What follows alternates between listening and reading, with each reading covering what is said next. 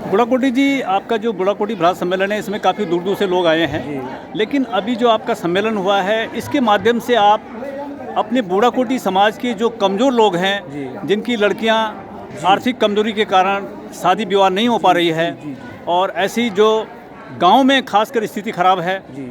आप तो कोटद्वार में हैं, लेकिन जो पहाड़ में गांव हैं, जहां जहां बुढ़ाकोटी रह रहे हैं और वहां पे संसाधन नहीं है और रोजगार की बड़ी समस्या है, इसलिए वहाँ से पलायन भी हुआ है। तो उन लोगों के लिए क्या आप कर रहे हैं? हमारा उद्देश्य ही यही था।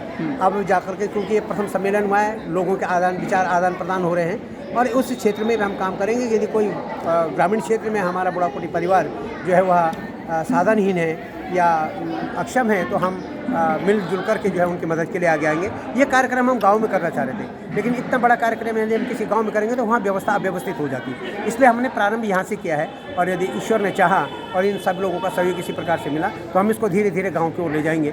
वैसे उम्मीद ऐसे कर रहे हैं कि हम जब गाँव की ओर जाएंगे तो प्रत्येक गाँव का हम लोग भ्रमण करते हुए इस मुकाम तक पहुँचेंगे कि हम किसी की सहायता कर सकें। तो ये खासकर जो भ्रात सम्मेलन की जिम्मेदारी होती है, वो अपने समाज की गरीब कन्याओं की शादी करना, युवाओं को रोजगार से जोड़ना, और जो सबसे बड़ी समस्या आज उत्तराखंडी संस्कृति में जिसका घालमेल हो गया है और बड़ा ख़तरनाक है, जो नशे का प्रकोप यहाँ बढ़ गया है। और जहाँ तक अब बुढ़ाकोटी एक जो है एक प्रतिष्ठित ब्राह्मण कम्युनिटी गढ़वाल में मानी जाती है, बड़े बड़े ओहदे पर रहे हैं और धार्मिक अनुष्ठान में भी उनका बड़ा अपना एक रुतबा है। लेकिन जिस तरह से ब्राह्मण समाज, एक बुढ़ाकोटी की बात नहीं कर रहा हूँ मैं, टोटल जो उत्तराखंड के अंदर एक कल्चर यहाँ पे पैदा हुआ है, मांस मदिरा का सेवन बहुत बड़ा है।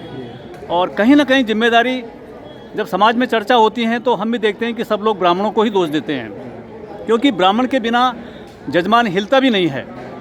और ब्राह्मण के अंदर चाहे कोई कमी भी हो, लेकिन उस कमी को कभी भी वो जो है उसको ध्यान में नहीं रखता है और उसके कहने पर चलता है। लेकिन कहीं ना कहीं आज जिम्मेदारी जो है, चाहे वो बुढ़ाकोटी हों, चाहे कुकृति हों, चाहे जोशी हों, कोई भी हो, उन लोगों की जिन्हें धर्म सभा की जिम्मेदारी दी गई है, धर्म संसद जिम्मेदारी, उनको बिल्कुल मतलब मैं ये कहता हूँ कि नैतिकता के साथ में उनको जो है उस परंपरा को निभाना चाहिए, रास्ते पर बढ़ते हुए जो और उनको भी जो है शिक्षित और दीक्षित करना चाहिए। क्योंकि जिस तरह से पहाड़ों में पूरे उत्तराखंड के अंदर बलिदान प्रथा बंद हुआ है, तो सरकार ने भी संज्ञान लिया है कि जिससे हिंसा पैदा हो रही है। हमारा भी ये संदेश है कि वास्तव में जो लोग पुरोहिताई करते हैं, जो विप्र समाज है, वो विप्र समाज जो है इस क्षेत्र में भी जो है बढ़ चढ़ करके हिस्सा ले, और जो लोग जहाँ पर अधर्म की बात हो रही है उस अधर्म को रोकने का प्रयास करें निश्चित। तो कहीं ना कहीं जो है ये जो भ्रात सम्मेलन है आपका, ये कहीं ना कहीं नशे से दूर रहने का भी एक संदेश देगा। नशे से दूर रहने का मैं स्वयं उसका प्रत्यक्ष भोगी हूँ कि स्वयं आप नशा मुक्ति केंद्र को, निवृत्ति के बाद जो है मैंने आशा किरण नशा मुक्ति केंद्र खोला है। जी, वो बिल्कुल। तो और जो है युवाओं को शिक्षा के क्षेत्र में आप खुद शिक्षा से जुड़े हुए रहे हैं, आप रिटायर्ड प्रिंसिपल हैं, लंबा समय आपका शिक्षा का अध्ययन का रहा है, और बहुत जहाँ तक बुढ़ाकोटी की बात है तो ये समाज जो है शिक्षा से बहुत आगे रहा है। शिक्षक रहे हैं, विषम परिस्थिति में उन्होंने पहाड़ों में शिक्षा का क्षेत्र में कार्य किया है। लेकिन आने वाली पीढ़ी को आप किस तरह से बेहतर रूप में शिक्षा देने के लिए प्रेरित करेंगे, क्योंकि जिस तरह से आज की शिक्षा भी बहुत डिफरेंस हो चुकी है। आज जो परंपरागत शिक्षा जो पहले की थी, जो हम सिंपल BA MA करते थे, वो उतनी कारगर नहीं है कि तत्काल जो है लोगों को रोजगार भी चाहिए, अच्छी आर्थिक स्थिति भी चाहिए। उसके लिए जो नई शिक्षा नीति है, मैं नई शिक्षा नीति का उल्लेख यहाँ पर करना चाहूँगा कि माननीय प्रधानमंत्री नरेंद्र मोदी जी ने जो ये नई शिक्षा नीति का जो एक परियोजना जो चलाई है कि नई शिक्षा नीति के अंतर्गत स्किल एजुकेशन है, कई चीज़ें हैं, तो उसके अंतर्गत निश्चित रूप से हम ये करेंगे रोजगार परक शिक्षा जो है वो उसके अंतर्गत इम्प्लीमेंट होगी।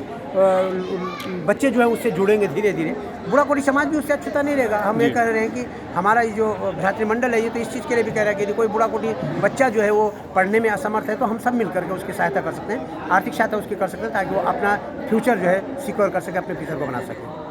सर, एक सवाल और आपके बीच में रख रहा हूँ मैं, क्योंकि बुढ़ाकोटी भ्रात सम्मेलन है और कहीं ना कहीं इसमें धर्म संसद से जुड़े लोग भी हैं, शिक्षा से जुड़े हैं, तो धर्म से जुड़े हैं, हर तरह से जुड़े हुए हैं।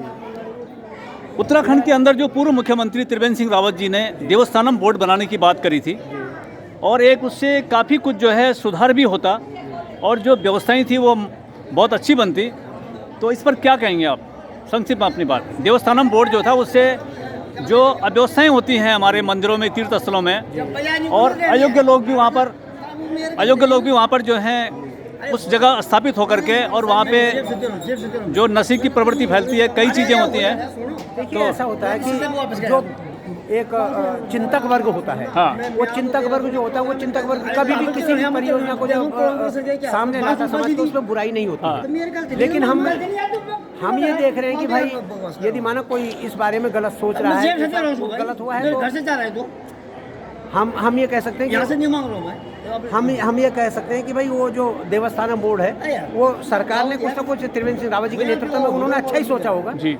लेकिन वो कार्यान्वित नहीं हो पाया। उसके पीछे क्या कारण थे? उनके पीछे अंदरूनी कारण थे या बाह्य कारण समझ नहीं पाए लोग इसे क्या मतलब, समझ नहीं पाए लोग। लेकिन हम ये कह सकते हैं कि उन्होंने जो भी क्योंकि जिस तरह से मैं आपके संज्ञान में डालूंगा, अभी मैं बीच में हरिद्वार में हर की पहाड़ी में कोई हमारे रिश्तेदारी में कोई बेचारे दिवंगत हो गए थे, तो उनके लिए वहाँ पे जो है हम वो फूल वहाँ विसर्जित किए जाते हैं, विसर्जन होता है, अस्थि कलश। मैं वहाँ पर गया, लेकिन मुझे लगा कि वहाँ पर इतनी स्थिति खराब है। जहाँ नशे की बात कर रहे हैं तो मुझे हर की पहाड़ी में सब नशेड़ी ज़्यादा लगे वहाँ पर, और वहाँ पे लूट खसोट का जैसा बाजार देखा मैंने, तो मुझे बड़ा आहत हुआ कि भाई कहीं ना कहीं हम भी एक उस समाज से दोषी हम लोग हैं। ऐसी बात नहीं है। यदि माने इस प्रकार का आचरण कर रहा है, विप्र समाज यदि इस प्रकार का आचरण कर रहा है तो कहीं ना कहीं वो जो देवस्थानम बोर्ड था उससे इन चीज़ों पे नकेल लगती। बिल्कुल आप सही, आपका मंतव्य सही है, लेकिन नहीं हो पाया, वो इम्प्लीमेंट नहीं हो पाया। वो कह रहे हैं कि अंदरूनी क्या कारण है, बाहर क्या कारण है, लेकिन फिर भी कोशिश होनी चाहिए कि हम इसमें सुधार करें ताकि धर्म और आस्था में जो है लोगों का विश्वास बना रहे। ये थे हमारे साथ में जनार्दन बुढ़ाकोटी, और उन्होंने बहुत बेधड़क होकर अपनी बात रखी है कि भारत सम्मेलन का उद्देश्य समाज में कमज़ोर तबके के लोगों को शिक्षा, स्वास्थ्य और रोजगार से आगे बढ़ाना है, और ख़ासकर युवाओं के लिए बेहतर शिक्षा हो, और शिक्षा के माध्यम से वो देश और दुनिया में अपना नाम रोशन करें, और बुढ़ाकोटी भारत सम्मेलन, भारत जो समाज है इसको भी आगे बढ़ाएं। तो ये उन्होंने अपनी बात रखी है, और ये कार्यक्रम का जो है अब समापन हो चुका है, और ये संस्था से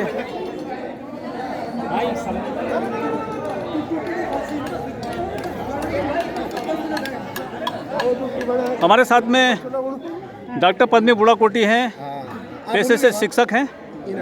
आज बुढ़ाकोटी जी आपको हम बधाई दे रहे हैं कि आपने अपने 42 गांवों को संगठित कर एक पहल शुरू करी है कोटद्वार में, और कोटद्वार एक ऐसी जगह है, गढ़वाल का दूसरा प्रमुख द्वार है उत्तराखंड का, तो यहाँ पर जो है लोग आपस में जुड़ करके काफ़ी कार्य कर सकते हैं, क्योंकि पहाड़ों में बहुत विषम परिस्थितियाँ हैं। तो आज आपका जो कार्यक्रम रहा, इसमें क्या मुद्दे रहे? क्या आपने समाज को संगठित कर युवाओं के बेहतर भविष्य, और जो समाज में गरीब कन्याएं हैं उनको किस तरह से उनको वैवाहिक बंधन में बांधा जाए? कई लोग ऐसे हैं कि जो आर्थिक रूप से कमज़ोर हैं, क्योंकि इस तरह के संगठन जो हैं वो उनका पहला दायित्व तो यही होता है कि समाज को कैसे हम संगठित करें और समाज में जो कमियां हैं उनको दूर किया जाए।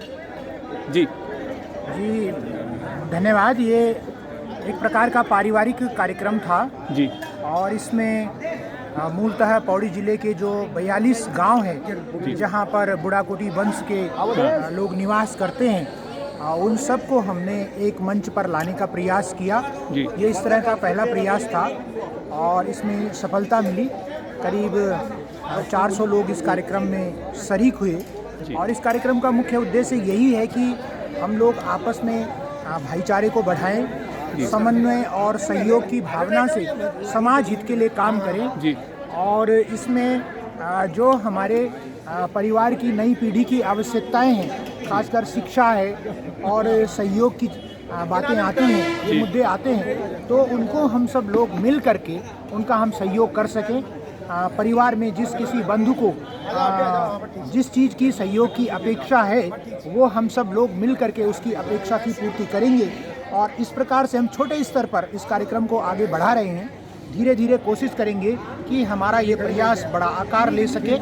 अब की बार का ये कार्यक्रम हमने कोटद्वार में इगास पर्व के बाद के अवसर पर आयोजित किया। अगली बार इसको हम इगास पर ही बड़े धूमधाम के साथ में उत्सव के रूप में किसी अन्यत्र स्थान पर इसको करने की सोच रहे हैं। इस कार्यक्रम में अनेक बंधुओं का सहयोग मिला, जो देश के कोने कोने से इस कार्यक्रम में प्रतिभाग करने के लिए आए, विदेश से भी इस कार्यक्रम में प्रतिभाग करने के लिए आए।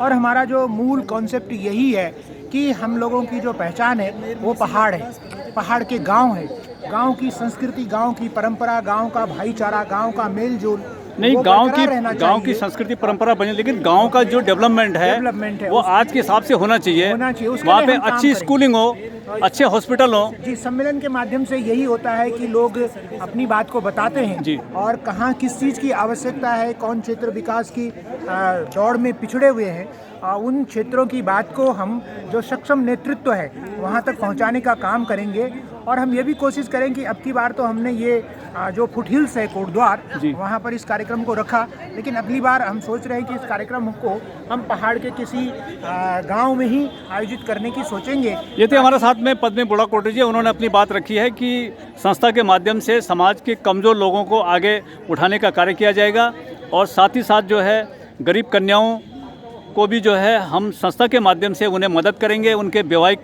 कार्यों में सहयोग करेंगे। और गांव में जो लोग रह गए हैं, जिनके आर्थिक रूप से कमज़ोर हैं, शैक्षिक रूप से कमज़ोर हैं, उन्हें हम कैसे बेहतर समाज में आगे बढ़ाएं, इस पर हमारा बेहतर ध्यान होगा। ये धन्यवाद बुढ़ाकोटी जी, आपको हमारे साथ जुड़ने के लिए।